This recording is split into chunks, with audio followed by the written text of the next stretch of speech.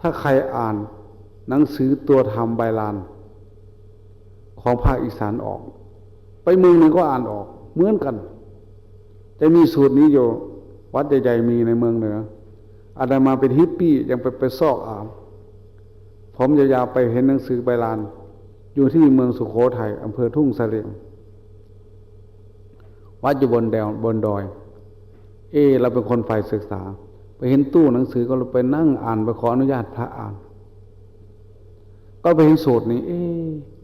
มันมีเกือบทุกวัดเลยนะทางเมืองแหนงทางเมืองเหนือวัดใหญ่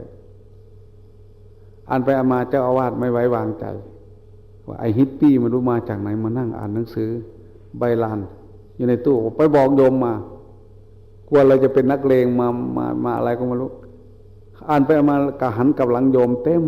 เขาไม่ไว้วางใจฮิปปี้เขากลัวฮิปปี้จะไปลักไปฉกไปอะไรของเขาก็ไม่รู้ไปอ่านดูเลยเห็นสูตรนี้ก็พูดเหมือนในอรรถกถาผู้ใดผู้ว่าตัวรู้จากผีแลเห็นผีรู้จักพูดจากับผีได้เพิ่งรู้เถอะว่าเขาผู้นั้นเป็นมิจฉาทิฏฐิภายนอกพุทธศาสนาไม่ใช่ศิษย์ของเราอย่าได้เชื่อถือเป็นครูบาเป็นอาจารย์เขาเป็นคนเจ้าเล่ห์เจ้ากลเจ้าอุบายอุตริทั้งนั้น